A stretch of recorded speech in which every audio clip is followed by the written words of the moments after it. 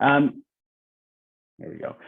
So on that note, if you'd like a recording of this webinar, or if you'd like the deck afterwards, please just feel free to send me an email at the end, and I can fire that over to you as well. So with that being said, just give you a quick look at what we're going to go through today. As I said, I know a few of you know me, a few of you probably don't. So I'll take you through a little bit of background about me, just so that you know who you're listening to. And then I'll go into the #1 problem with blogs, but also the benefits that they present when they're done right. I'll explore the big reason why a co-working spaces blog gets read, or alternatively, why it doesn't. And then we'll dive into the 10 blog categories that members will actually want to read. And I'll leave you with a few tips and questions you can ask yourself to quality check your topics. So with that being said, my name is Taylor. I'm the principal here at Tailmaker. Essentially what I do is I help co-working spaces to bring in new members using content marketing. So I help them to turn their blog and their website and their email lists into member magnets, if you will, with the goal of creating value-driven content. You'll hear me talk about value-driven content a lot throughout this presentation, because I think it's a really crucial part of all the content that you create. Beyond that, I also work with owners and operators who offer a managed model to help them connect with and engage with commercial landlords and brokers. Purpose of content marketing really is just to kind of expand the surface area of your business. The more you put out in the world, the more opportunity people have to bump into you. It helps you stand out from your competition, builds organic relationships with prospective members over time, which is really important. It kind of complements what ads can't necessarily do on their own. It also can increase retention with your existing members. If you can create really high quality content, it almost acts as a value add for people. And essentially it positions your space as the go-to option. And a bit about me, I'm a 3rd generation communications guy. My grandpa was a writer. I've been around communicators my entire life. So it was kind of only natural that I ended up in this place. Before I got into content marketing, I was actually in the world of PR for 7 or 8 years in senior management, working with all kinds of really cool clients. And that's where I kind of learned the value of storytelling, especially organic storytelling. And then a few years back, I got the opportunity, stumbled into content marketing, if you will, and I saw it as the kind of the new version of what PR used to be in as far as storytelling, and the thing that I really loved about that. And then since then, I've gotten really passionate about co-working, mainly because when I left my job in PR, I went to a co-working space. I was bored on the couch or in my, at home, working in my sweats for 2 months and needed a change. And I joined a co-working space in Toronto when I lived there. And I love the community. I love the support. I loved being around people. And so I decided to kind of pursue a niche in co-working spaces because I realized the value that it brought to professionals like myself. And also, if I was able to do something that would help drive awareness of that and the benefits that it offers and to help the people who own those spaces, then that would be a bonus. So with that out of the way, we'll dive into the #1 problem that I see with blogs. The problem that I see with blogs is that they are very, very common, but good blogs are very rare. So to give you some context, in 2019, there were more than 600 million blogs on the internet, and it's estimated that 2 million articles are published every day. So when you do the math on that, that's almost 250 million articles every single year being published. And the problem is that that's a whole lot of clutter to cut through. And I'm sure that you've seen articles, blog articles, where you read them and you kind of ask yourself, like, who is this for?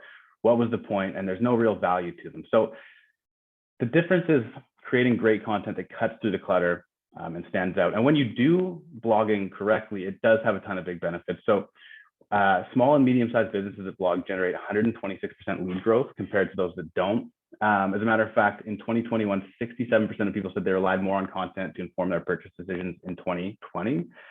70% of consumers prefer blog posts to ads. If you followed me for a while on my email list, I talk a lot about the mere exposure effect, which essentially says that back in the early 2000s, you only need 5 exposures to your target audience to build the trust enough for them to reach out and get in touch with you or to do business with you. Fast forward to 2020, 2021, that's closer to 20 exposures. And the theory here is that with advertising alone, it can get annoying. I'm sure you've opened up Instagram or opened up, seen a banner ad that made you just want to throw your computer out the window. So creating organic content allows you to get those exposures with your target audience in a way that's value-driven, and helpful, and gives them something worth their time, rather than just advertising alone. And LinkedIn found that a staggering 77% of internet users read blogs, which is why in 2020, 93% of B2B marketers use them in their marketing strategy. So as I said, blogs are common, great blogs are rare, but when they're done right, they can have a serious impact for your business. And so over the last couple of years, I've spent a lot of time researching co-working space blogs to find out what works, what doesn't, where the opportunities are, where things fall flat, and how things can be done better. And one of the biggest things that I've found is that co-working space blogs don't always appeal specifically to their target audience. A lot of it is very like general content. It's very vague. It's not targeted to anybody in particular. And I found that that is kind of a mistake. It doesn't, when you go general, you don't appeal to one specific person, but when you dial in and you have an understanding of who your target audience is, who your ideal member is, you can really create content that hones in on them. I find the best way to do this is to export your list of members, look at what they do, look at their industries, the work they do, get an understanding of who they are, their interests, their challenges, and then trying to position yourself in the content that you create to be a resource that solves those. When I talk about value-driven content, what I mean is creating content that can make people's lives easier, make their work easier, make their work more efficient, and give them something they can really run with. And so one of the big ways to do that is to break them down into blog topic categories. And so with that being said, before I get into these aren't just arbitrary categories. These are categories that I've found over the last 4 years or so that really, really work for my clients. I use the same approach for my own clients, and this is what I found to have the greatest impact. So with that being said, I'll dive into them. Number one is hacks, tips, tricks, and how-tos. And when we talk about value-driven content, this is kind of the epitome of that. It's content that helps your members be better at work or makes their lives easier. Again, I'll say this over and over, but the key is to make this as specific as possible. You need to understand where your members work, what their industries are, what they care about. And then you can create articles that highlight like growth hacks and tips, tools and software, things they can do to become more efficient, strategies they can use, even things that are less work-related and more personal-related, things like, desk exercises, healthy foods they can work into their days in order to be more productive and to, brain foods and things like that. It can be things like accounting tips, budgeting advice, resources, strategies, whatever it might be. The key is just to make content that people can take and incorporate into their lives and into their businesses to make things easier, better, and more efficient. Next, and I'm sure some of you do this and maybe some of you don't, but member spotlights are an incredibly powerful tool, so much so that I've had a number of clients come back to me in the past couple of months and want to ramp up their production of member spotlights. And the reason why they're so powerful is because when it comes to co-working spaces and members, like attracts like.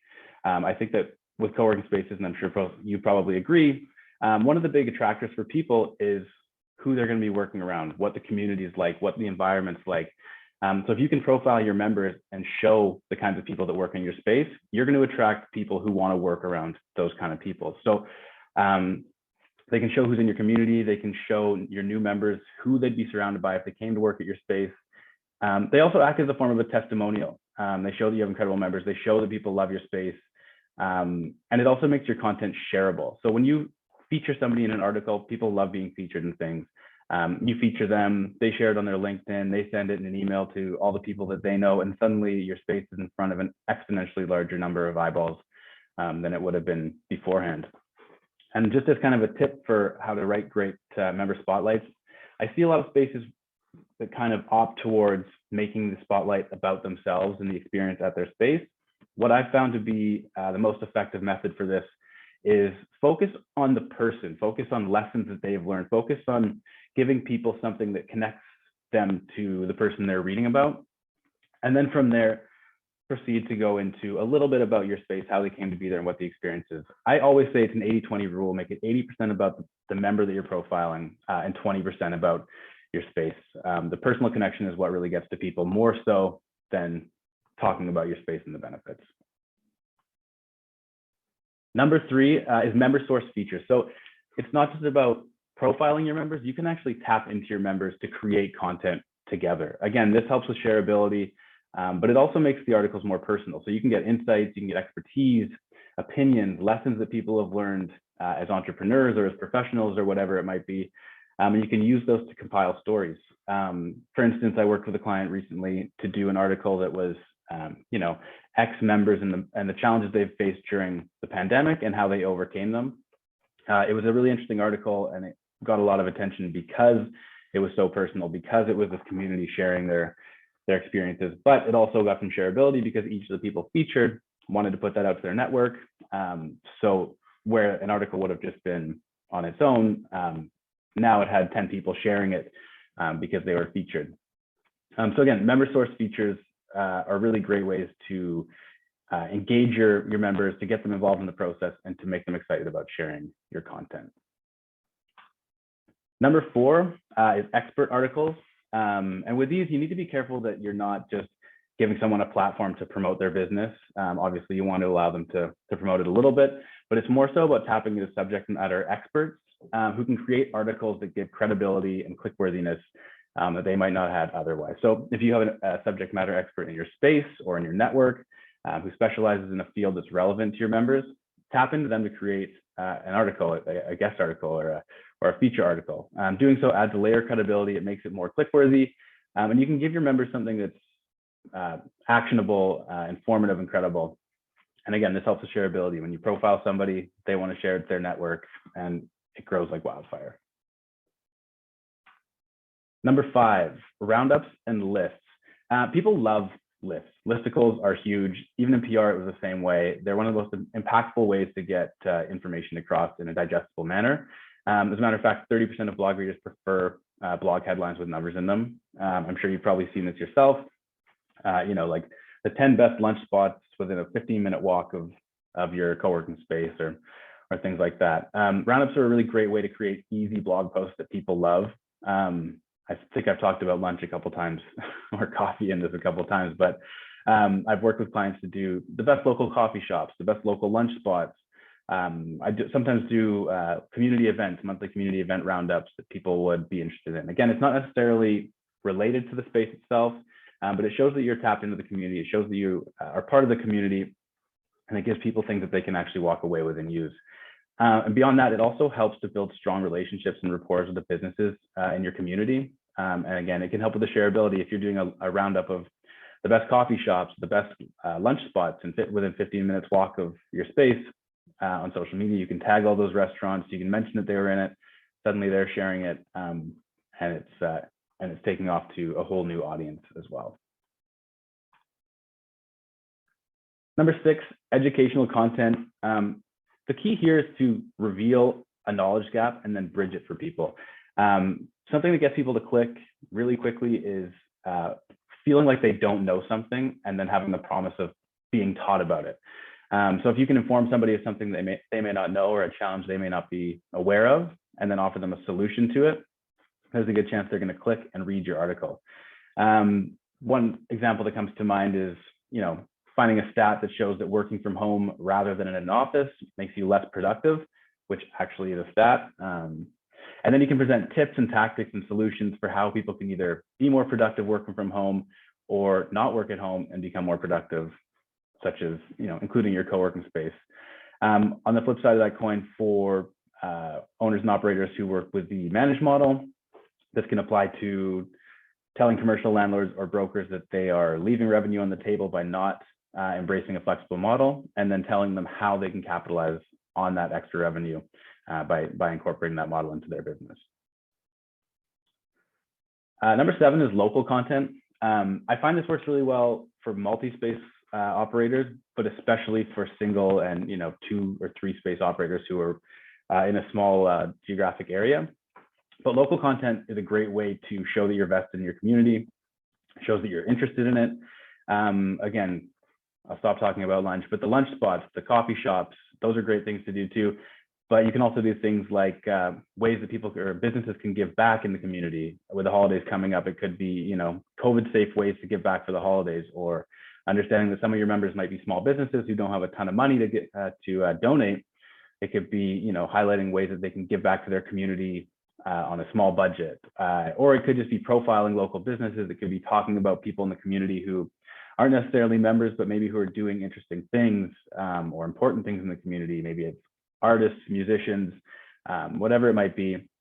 Again, it depends on who your members are, what their interests are, but you can tap into the community and kind of leverage people's love for their community into creating content that people want to read. Next up, contrarian articles and hot takes. So I'm sure that you're aware, but contrarian articles or anything that stirs up a little bit of controversy always has a tendency to get clicks. I would caution against going for clickbait articles where it has some extravagant claim for what you're going to learn in the article. I find that oftentimes those underdeliver. But if you're able to give a hot take, maybe on a current event or an important topic or whatever it might be, people love to hear about that. Like you could talk about the biggest remote leadership fails that people are facing as the world transitions to remote work and how to fix them. The idea that people might be, underperforming in a way and that you can give them a solution for it will get people to click, or even just giving a new approach on an old idea, a new idea that people might not have heard yet gets people to click. The one thing that I would say here, just make sure that you can substantiate your stance and that your hot take or contrarian opinion is not going to offend anybody.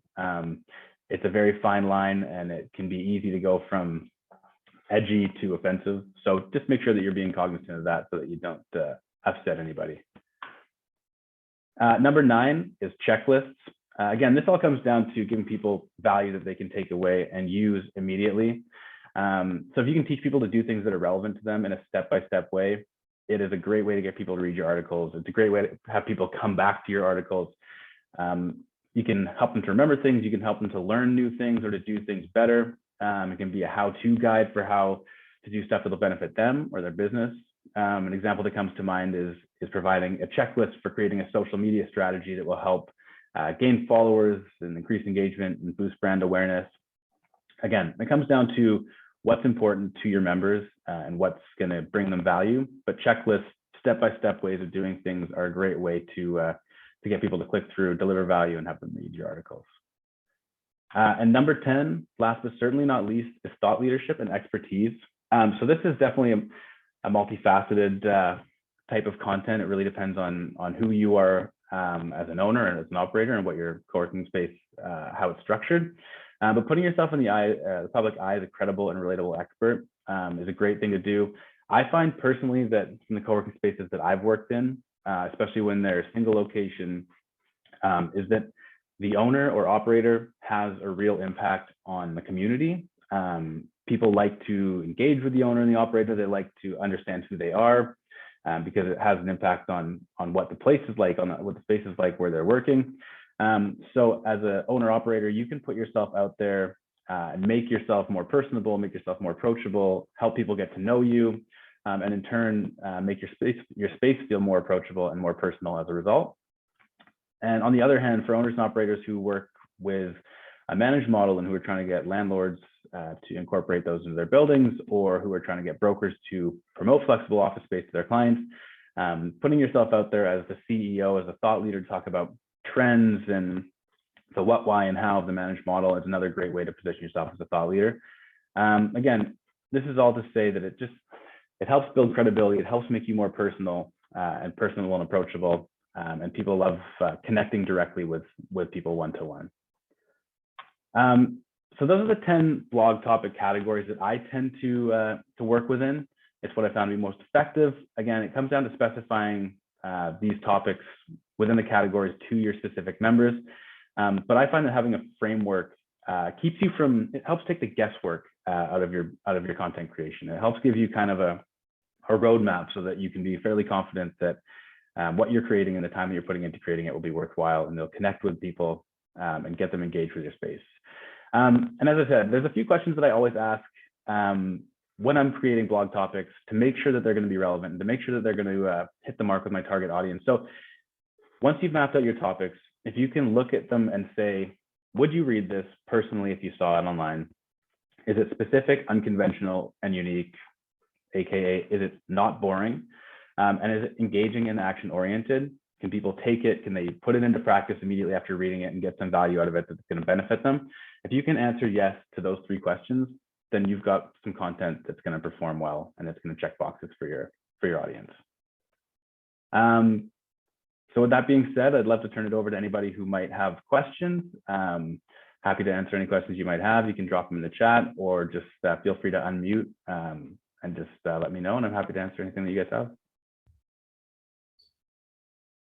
I'm just wondering if there's sort of a sweet spot in terms of how many blogs you do. Is there sort of a magic number for how often?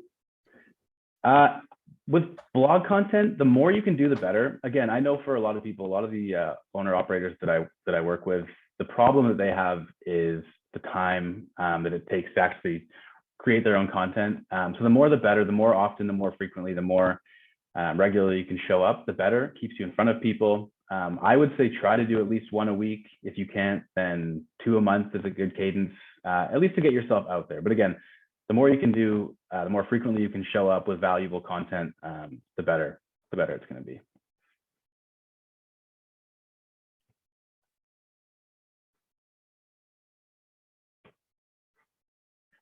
Anything else from anybody? All right, well, thank you again, everybody, for showing up and listening. And as I mentioned, if you'd like to get in touch with me, if you'd like a copy of the deck or a recording of the webinar, please feel free to send me an email, taylor@tailmaker.ca.